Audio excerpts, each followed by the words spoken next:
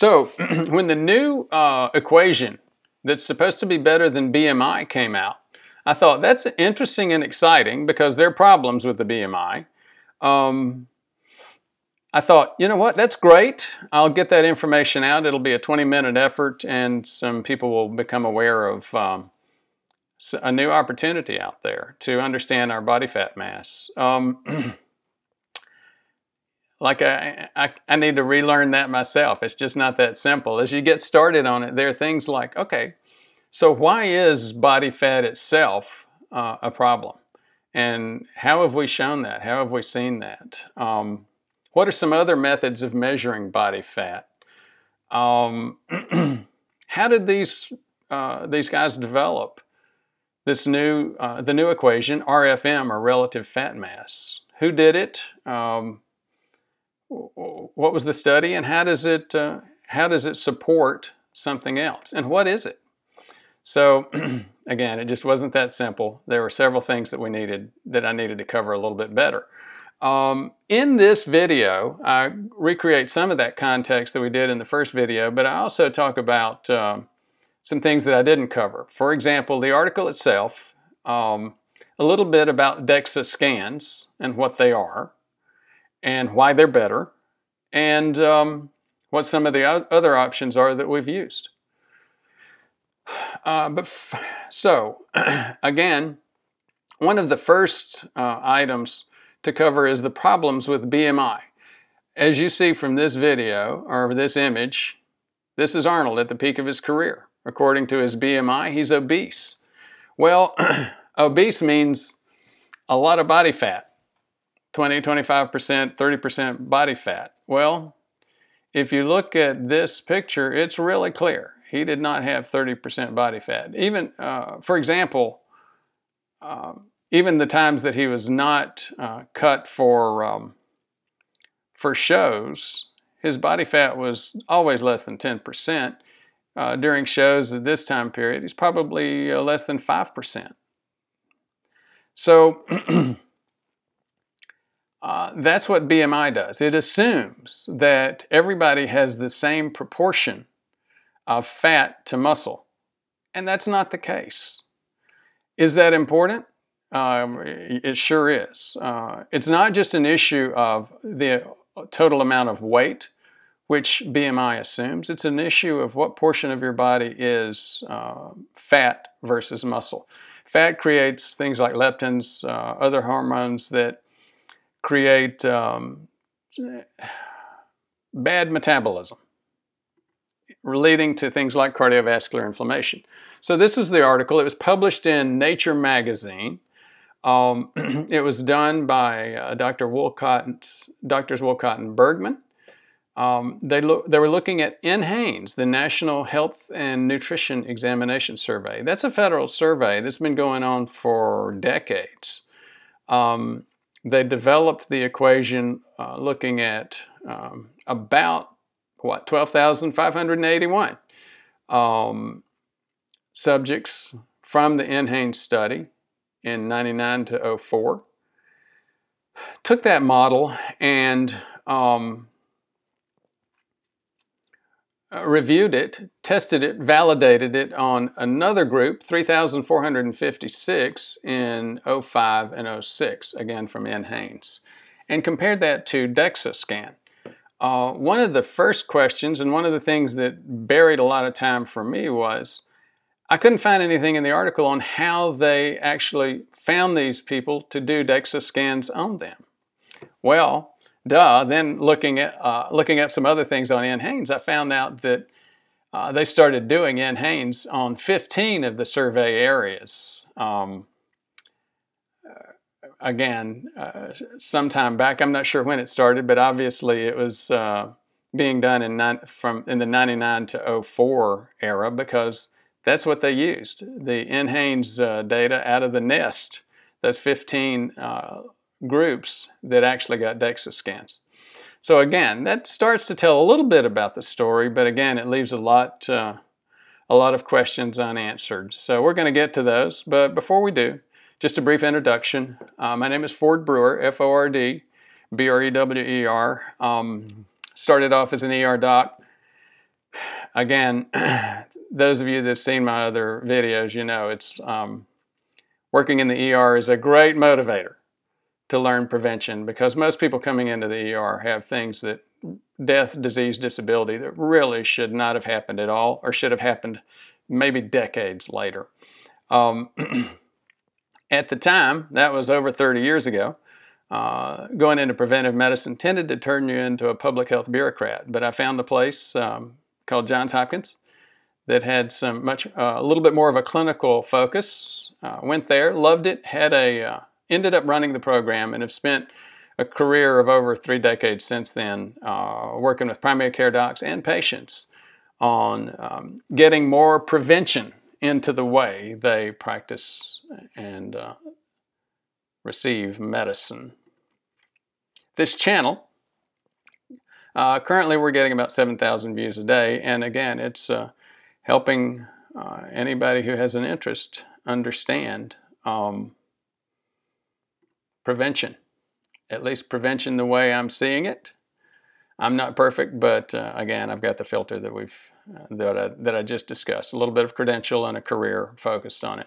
Now, here's one of the other focus points on BMI, and this is where BMI really started to hit the public eye in terms of its errors.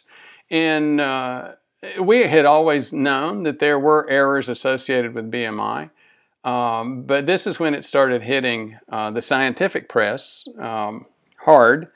There was an article in JAMA in 2013, Association of All-Cause Mortality with Overweight and Obesity using standard BMI categories. Basically what they found was BMI really didn't help predict mortality for the lower. It did for the higher groups, 35 to 40 and 40 and above. 30 to 35 was sort of washed out, and 25 to 30 actually even showed a lower mortality rate. So there was a lot of skepticism about what's going on with BMI, and here was the science to show it. The lay press picked it up. New York Times, this was their coverage on it. This was a year later. It's a number that may not add up. It's talking about BMI. And here it's demonstrating one of the major issues. BMI tends to underestimate the fat, underestimate the fat for women and overestimate the fat for men. There's a thing called the Schwarzenegger effect. Basically, as we discussed earlier on, somebody can weigh, bodybuilders will typically weigh up into the obese category but still have very low body fat content. These two individuals, obviously their shape is just the opposite, and the assumption is their shape is the same by BMI. BMI would give them both the same risk score.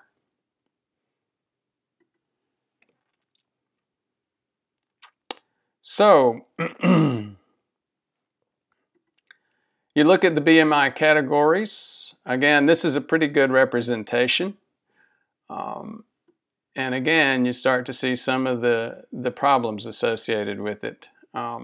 What's the actual body fat percentage? This is making an assumption that this is mostly body fat. With a bodybuilder, or athletes, you're going to assume they have a lot more fat than they actually do.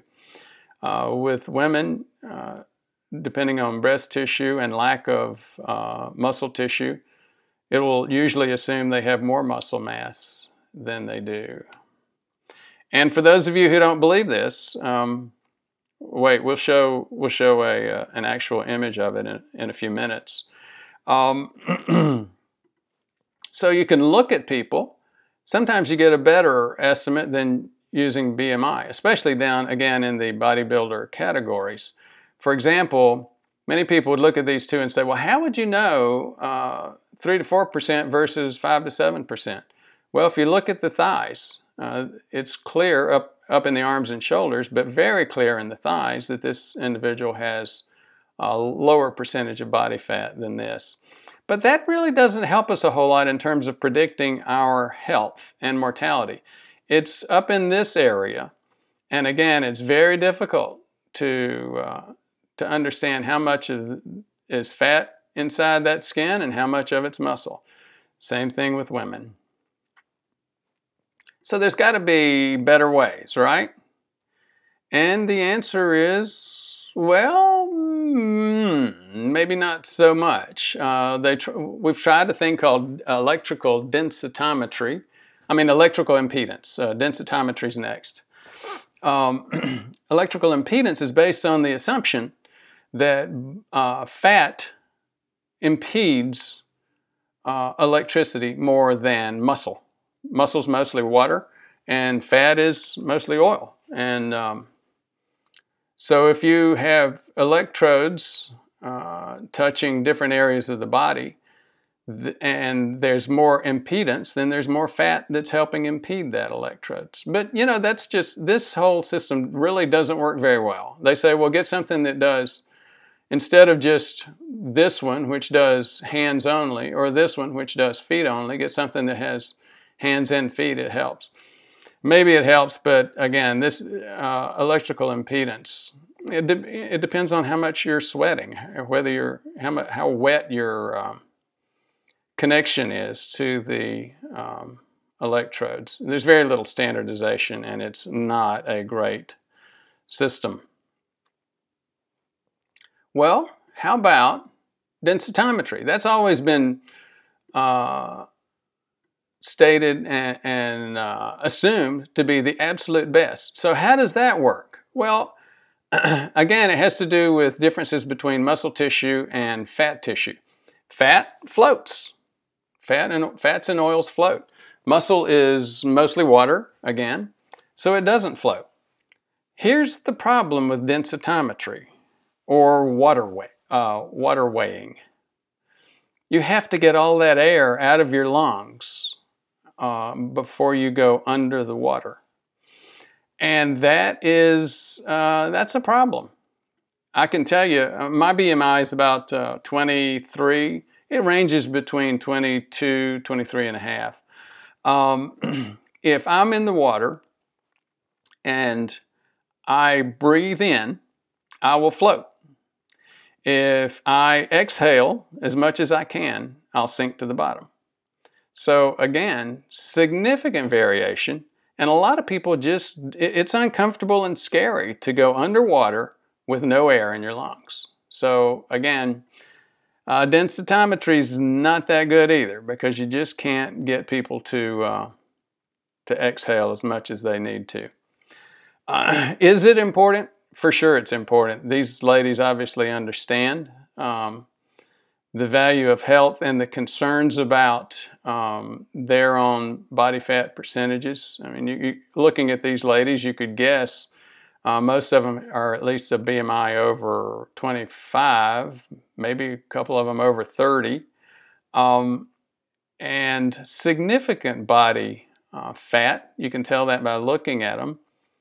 And they're out, despite that heavy weight, they're out running. They're dealing with the embarrassment and actually even putting that right up front, saying, are we too fat to run? Absolutely not. We showed that in the other video. That was actually the major focus on the other video, that cardiovascular conditioning actually mitigates a lot. Depending on how much conditioning you do, can mitigate over half of the dangers to your health associated with either bad diet or high body fat percentage. So again, my congratulations and kudos to these ladies and everybody else who's got a weight problem, but still out there working out. Now, what's so good about DEXA Scan? Well, let's look at it. You begin to see some differences here. These two individuals have the same BMI.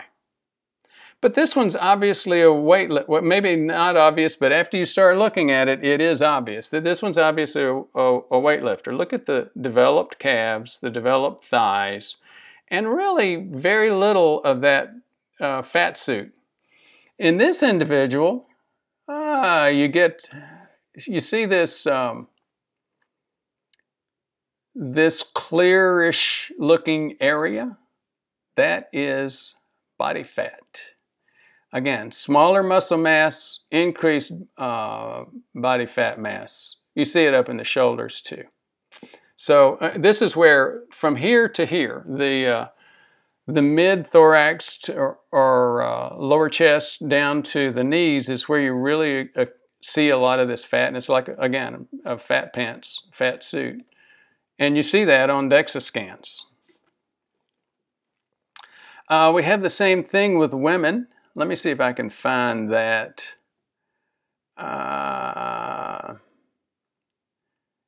Give me, well, maybe not. You have the same thing with women. Unfortunately, we'll have to find that maybe later and put that on. If you go look at the other video I have on this topic, it does show the difference in women with the same BMI, but very different body fat percentages. Here you see that fat suit that I described in the last image of a DEXA scan. And again, that fat suit's growing as these individuals and their BMIs grow. As we said before, this is so much better than trying to guess using BMI alone. So why don't we do a DEXA scan on everybody and just be done with it? Well, DEXA scans require that you go to the imaging center. You pay, insurance doesn't pay for them. You pay $60 to $100, or excuse me, $60 to $300, $400. Is there a big radiation problem, or is logistically it's not that? If you're afraid of the tunnels associated with MRI, it's not that.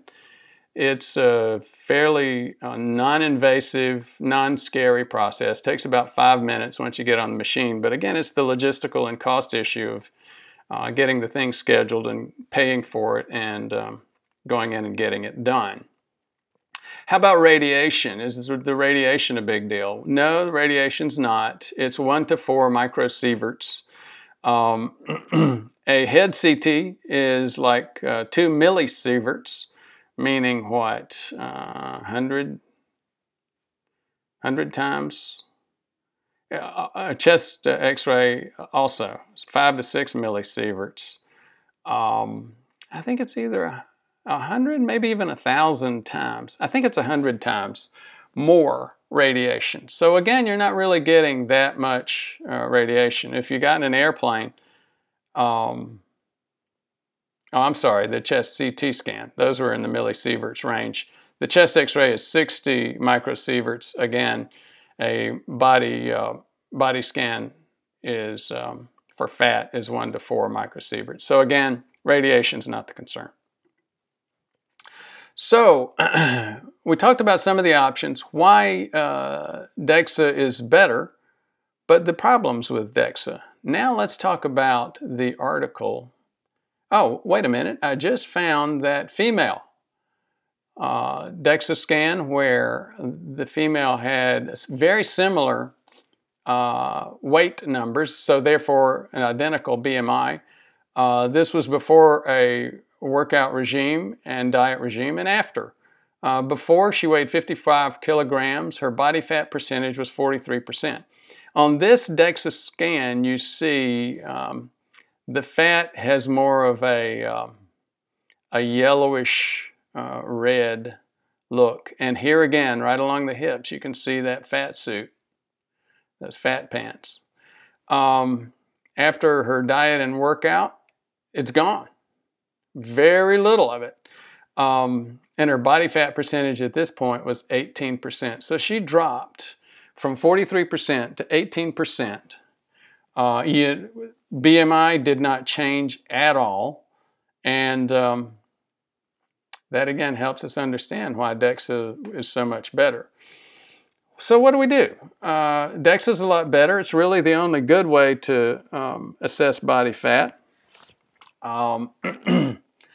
But it's not that good either because of the logistics and costs. So a couple of guys, Dr. Wolcott and Dr. Bergman at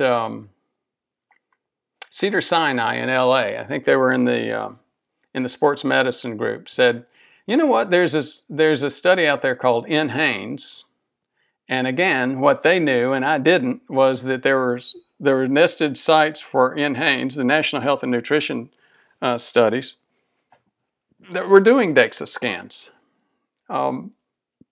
So they took a look. They also knew that these DEXA scans were, and the data from these were available.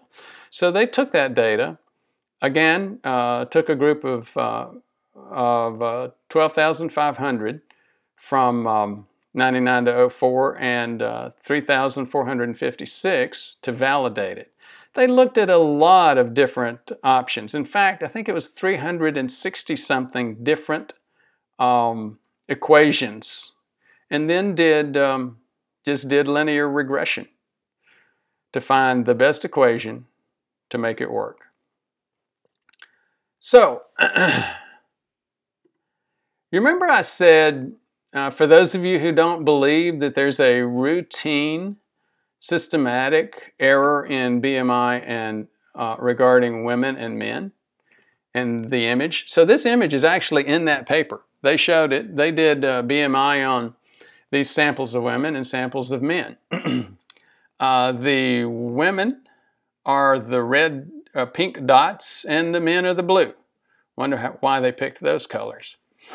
So this is the DEXA body fat percentage, and this is the BMI.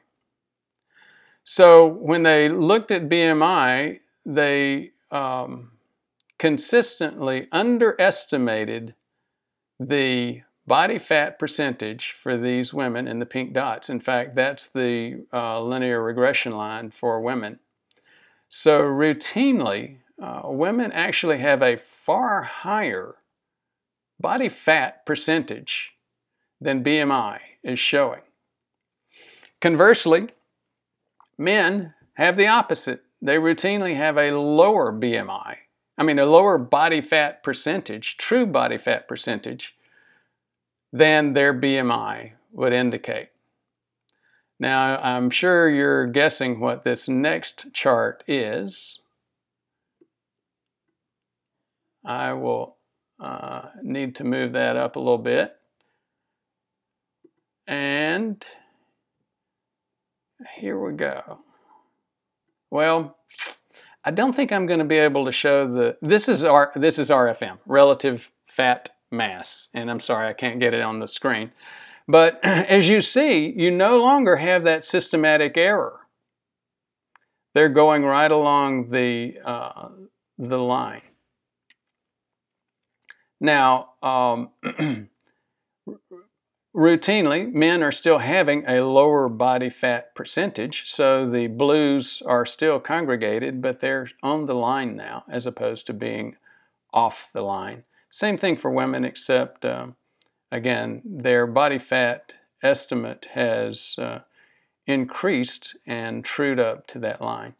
So for those of you who are wondering whether it's more fair to women than men, it motivates men more, sometimes inappropriately so, but it leaves an error where women are not getting warned of their health risk when they should. So we've gone on. I think we've covered what I wanted to cover. Thank you very much for your interest.